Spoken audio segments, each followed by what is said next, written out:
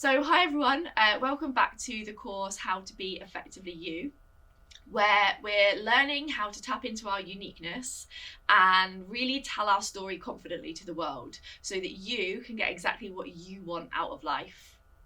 Yesterday we explored all things dreaming, working out how to figure out what it is that we actually want and kind of apply a dreaming mindset to that so that we don't put barriers in our place before we even start. All whilst trying to cast aside things that might be blocking us from that dreaming big approach. Really not an easy task. No. Not one bit.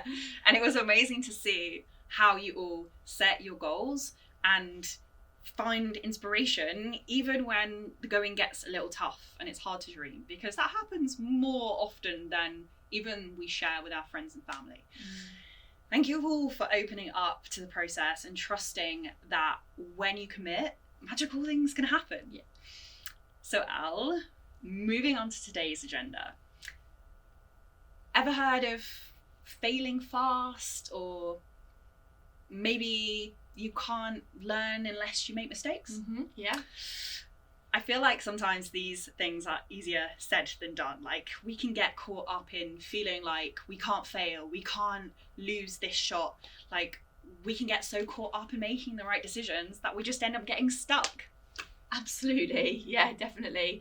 And that's why today is all about being curious. So setting aside these expectations and making time for play so that we can kind of overcome some of those feelings and those blockers. Mm-hmm. So it's time to start testing, questioning and unlocking that imagination.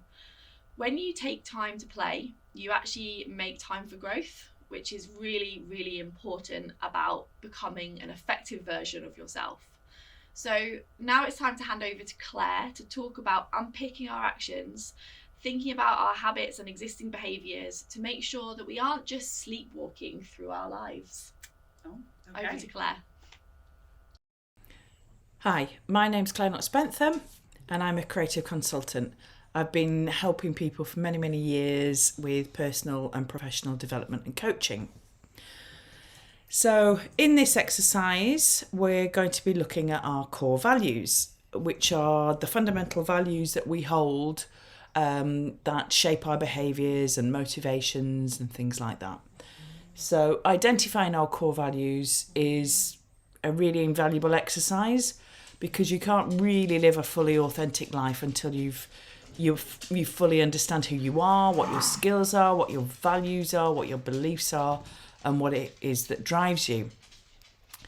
So to do this, we're going to use self-reflection. Self-reflective practice is a really powerful tool, not only for your career, but for all aspects of your life, really. It can help us to stop us from sleepwalking through life, and it gives us the opportunity to question our motivations and question whether the rules and conventions that we live our lives by are actually serving us or whether they're hindering our growth. So in this exercise, we'll be unpicking our core values in order to understand our motivations and drivers.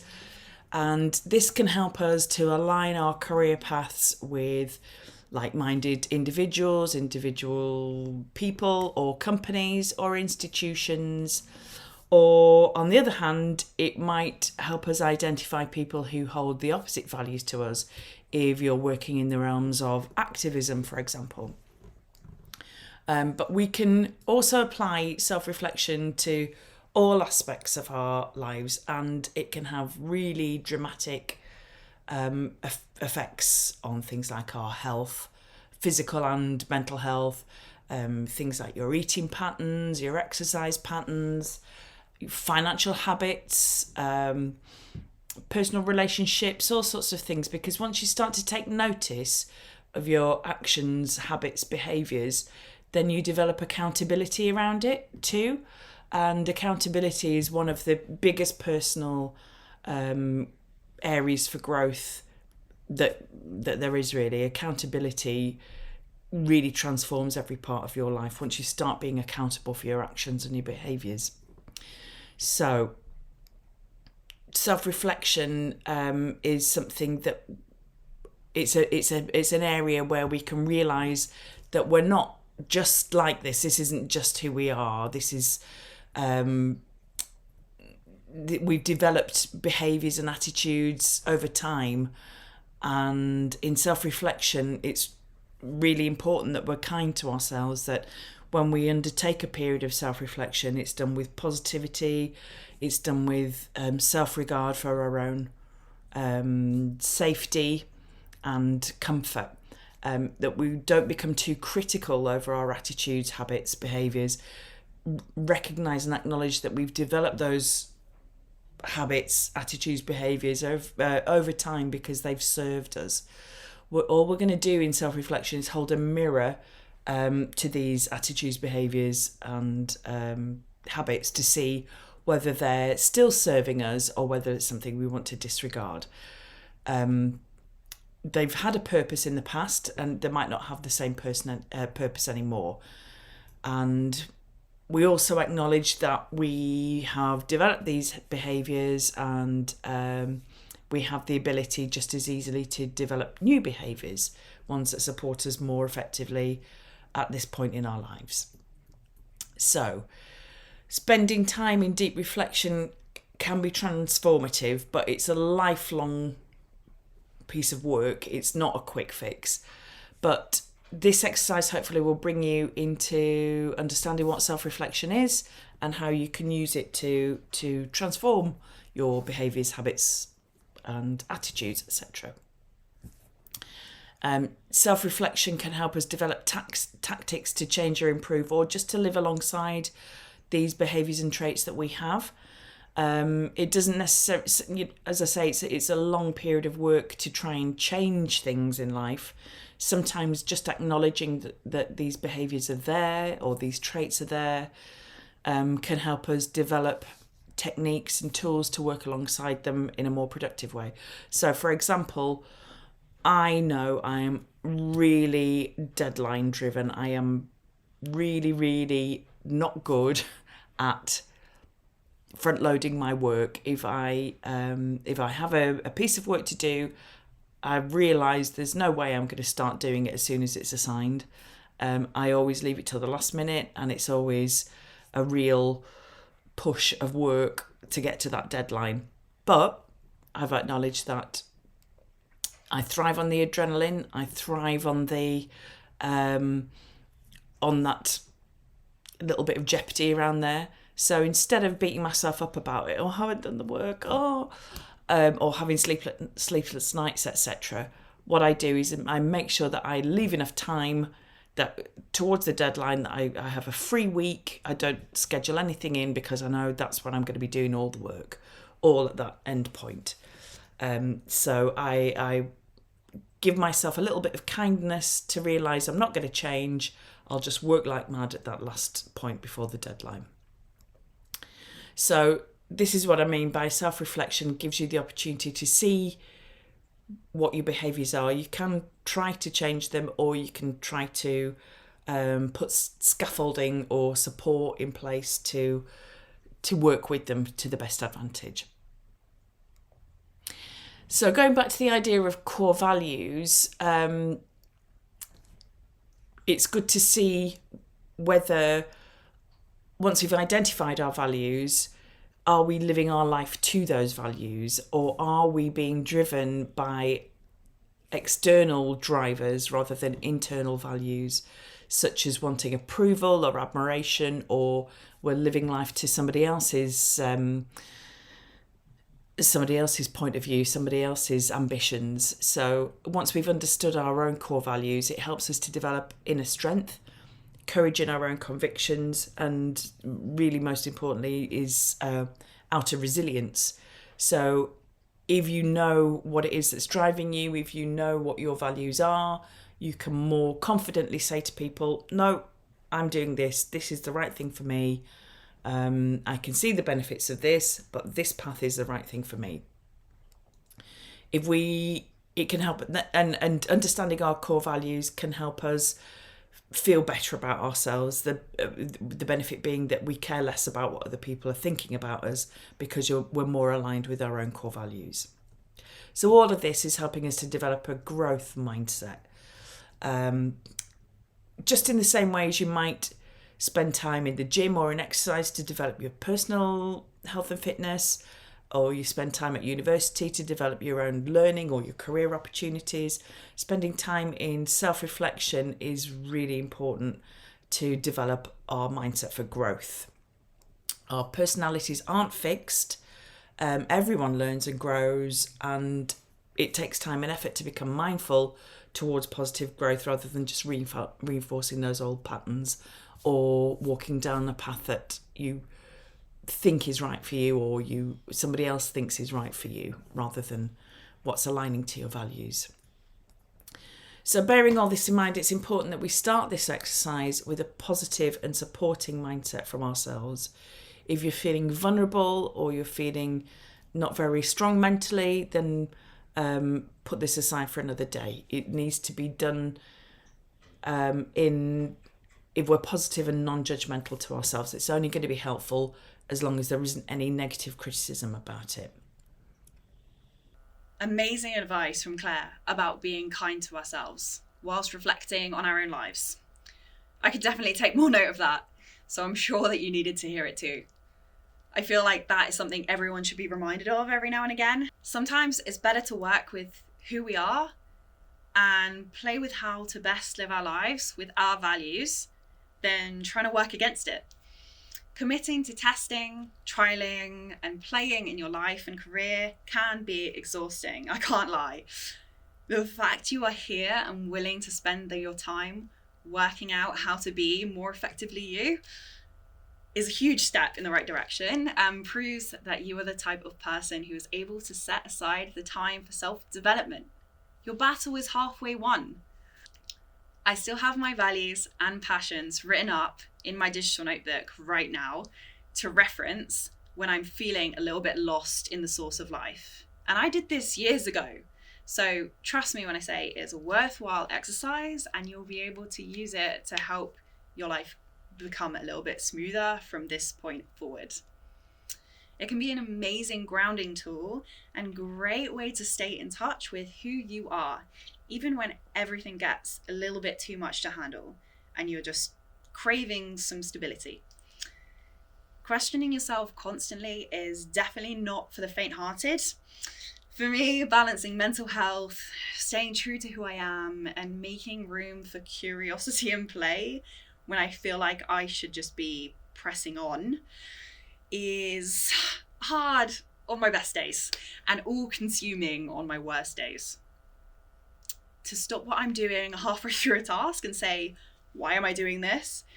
Am I doing this the right way? Am I being true to who I am? Am I proud of my work? Am I doing this because I feel I need to, or do I actually want to be here? All of those questions. So difficult to stop halfway through something and review that. Sometimes it just all feels disruptive and like I'm wasting my time when I should be being productive. And there's that word again. Should. The fact is that here you are taking the time to work through all of this right now. It's huge. It's a huge thing that you're doing this week. And hopefully, in the same way, working on my values has done for me, one or more of these aspects that we're covering will stick in your brain, or better yet, on paper, and create a grounding element, a foundation that you can refer back to whenever you're feeling a little bit lost, or when you have a decision to make, or when you just need a little bit of a pick-me-up and to remember who you are. Sometimes it can be good to have this foundation to refer back to, especially when we have so many other voices in the room telling us all those shoulds. These voices could be from your parents, your cousin, your sister, your friends, or they could be all in your head. And I'm not saying they don't mean well, I'm not saying they don't have your best interests at heart, but sometimes we just need to clear the space out.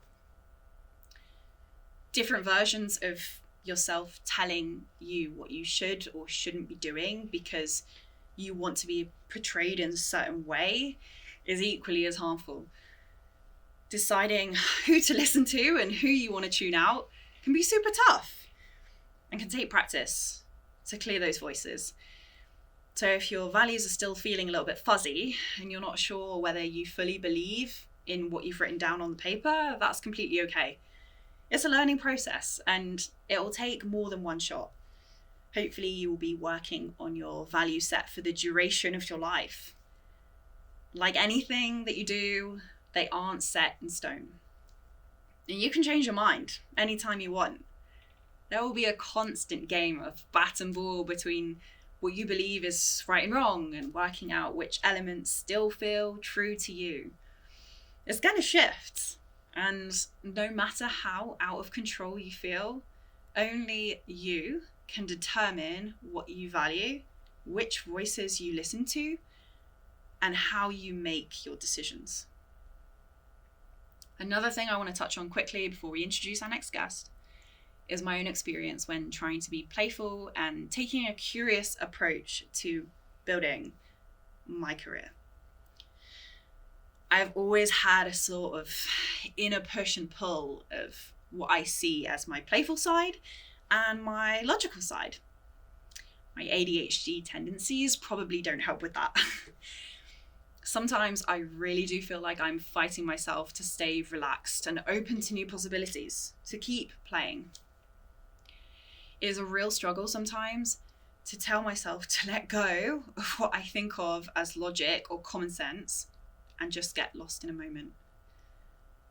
And sometimes getting lost in the moment is where you find that special thing that you've been looking for. I am someone who needs to stay on a schedule to fit the image of productivity that I have created, whether it was from the voices in my head or things that I read. It got created.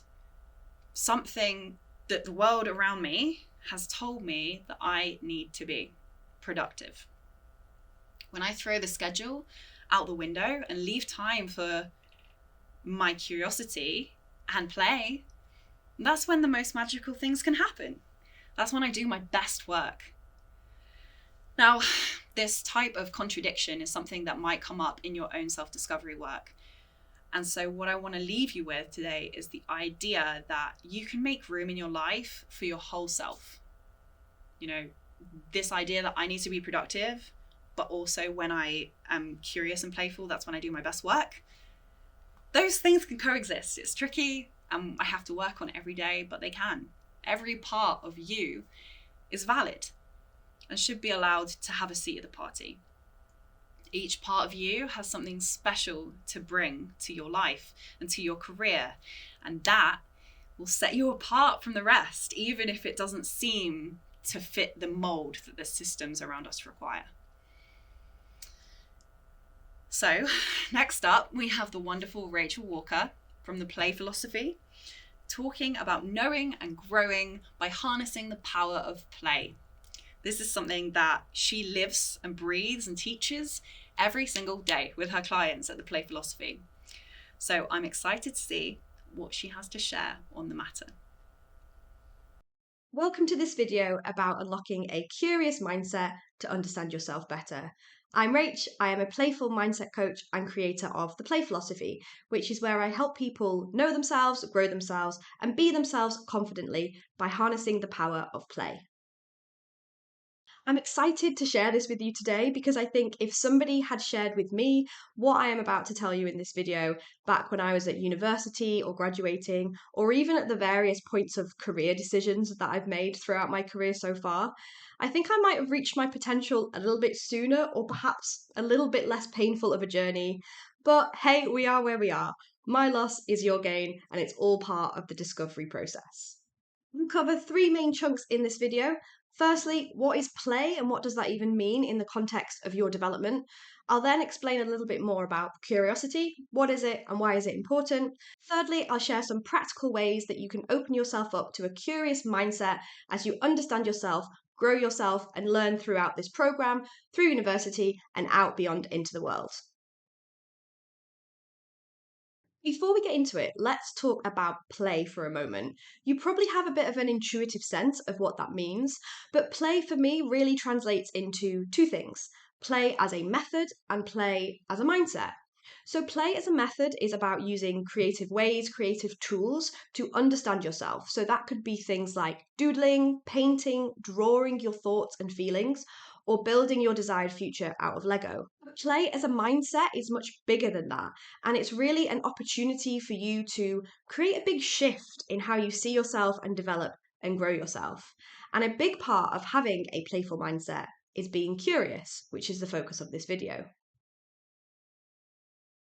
So, what is curiosity and why is it important for your development?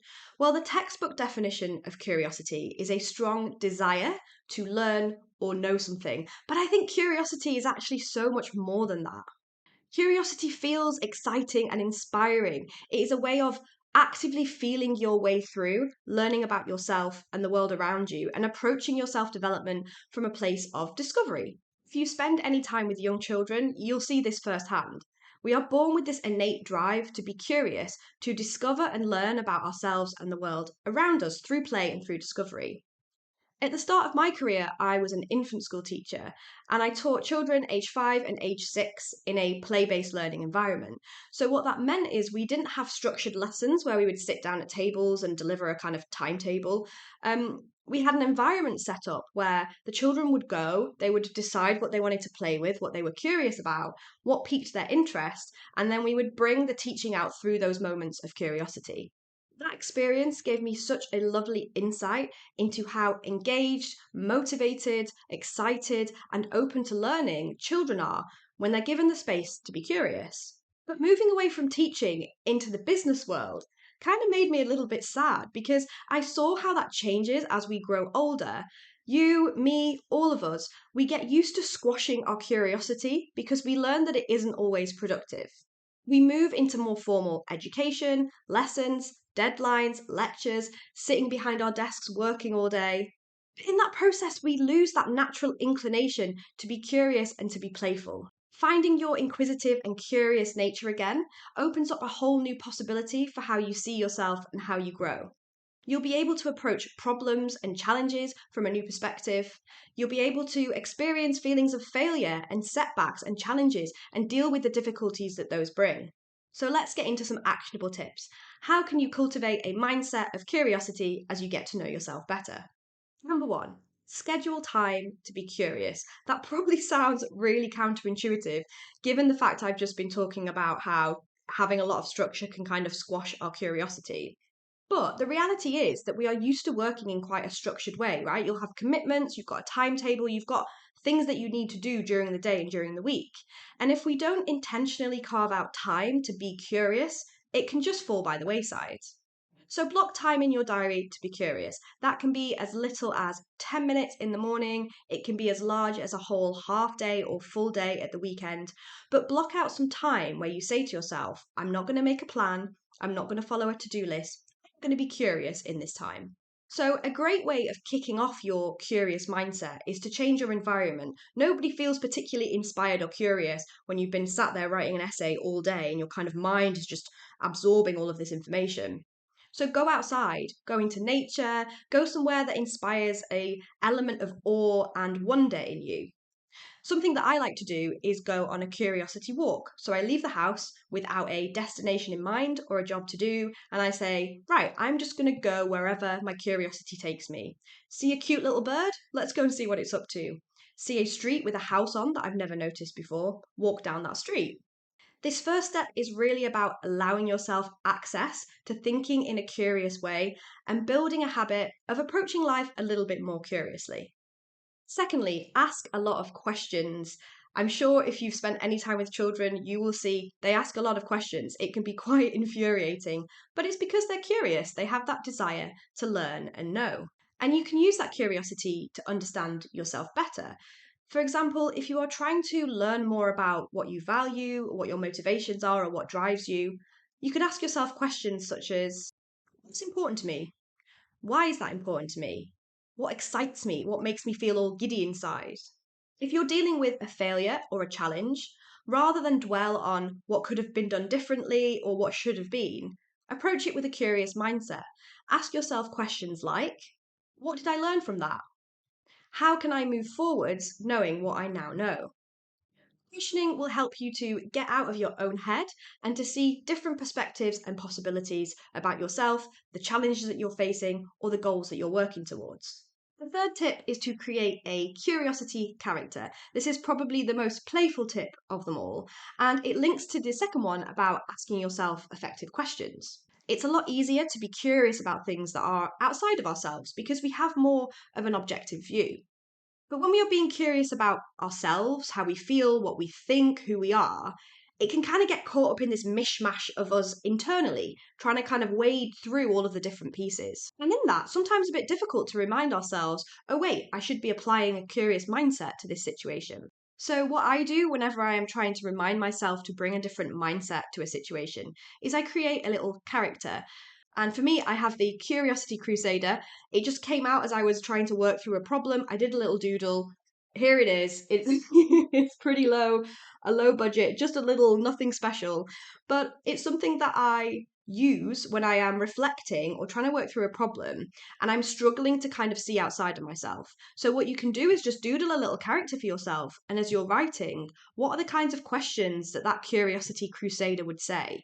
You know, if you're approaching something with a totally curious mindset, what would that little character be asking? What kinds of insights would they bring?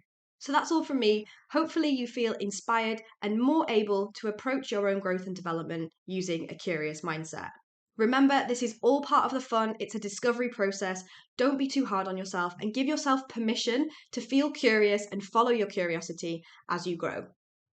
Wow, right, so what an amazing day of curious thinking. It's been really incredible to dig deep into what makes you you, and what you have to offer the world. Thank you for sharing the moments that you have felt like you've failed with us. That can be a really vulnerable thing to do, but we really encourage you to think about failing as a learning point. It's just a point in a journey. It's not an end point. They really are the most powerful ways to learn and grow, those points where you think that something just really didn't go right. And the fact that you're able to own those is a massive step in the right direction, because if you can recognize that they existed, you can begin to think about what you can take from that and learn from it, so it can be a springboard instead of a full stop. Yeah, it doesn't have to be the end of the journey, it can just be the beginning. Exactly. So you've got a list of values and skills that are really specific to you, and this is really essential information for the rest of the course, and we're going to continue to reflect back on that. So keep that bit of your workbook really kind of at the forefront of your mind. Yeah, and remember, never be afraid of what other people might call failure, because I think that's a big thing as well. Like, what you think of as failure and what other people think of as failure could be completely different. So what you see as failing might be for others a massive step forward. Being able to acknowledge the path to success involving trials and, more importantly, errors is a huge part of growing and progressing, not just in your career but as a person.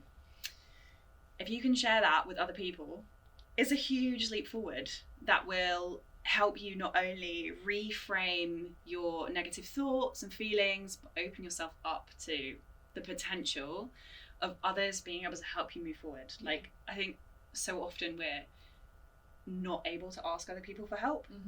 And if we can admit that we need help ourselves, you know, that's the first step into being able to make that journey a little bit easier. You are not on this journey alone. There's always somebody else there with you. Even if it feels like you're the only person struggling with something, which, trust me, I have been there, so many other people have been through what you're going through right now. They've done it, they've got the t-shirt, and they're willing to help you through it, if only they know that you're going through it. So just remember that. Yeah, you're not in isolation. Yeah, exactly. And I think the feeling of failure can really put us in a situation where we feel alone. So the best thing to do is to talk about it. For sure. Yeah. For sure. So moving on to tomorrow, we have day 3, which is entitled Building. So building will be a really beautiful metaphor for personal development, and most importantly, for growing our confidence and our ability to start self-promoting. That's scary. God. A scary thing for even the most confident of us. That idea of a kind of advocating for yourself and putting yourself out there and telling other people what you're about can be really, really quite a vulnerable position. So we're going to explore our individual voice in that act of self-promotion, because it actually looks different for everyone. And to feel confident in doing it, you have to do it your way. Yeah. Not necessarily just the way that somebody else does it really well, or you might follow someone on LinkedIn and you're like, oh, their voice is really great. If that doesn't sit with you, it might be really great, but it's not you, so you can't mimic that. So what is your most comfortable way of self-promoting? Where do you feel like you're in your zone? So I really enjoy promoting others. Mm-hmm. I like championing other people, and I like recognising what I see in other people, their work, their achievements, and talking about that as a frame of reference for what I believe in as well. Yeah. I value this, and this person's doing it great. Yeah. So not only does that show you something about what you believe in and what you're doing, but it also gives you a chance to really up somebody else, and that's really important in my job. So, for example, on LinkedIn, I spend a lot of time sharing recent graduates, alumni, current students' achievements, because the more that you champion other people, the more you actually learn what your voice is about championing yourself. Yeah. So, we might never feel completely comfortable with that, and that's okay. But tomorrow we're going to look at that and start to develop our voice within it. And we're going to be joined by Katie Charlton and Key May, who are going to walk us through exactly actually how to do that. So we're going to hear from some people who aren't us, and think about developing that voice from really, really different perspectives. So we will see you tomorrow. Yeah, see you tomorrow.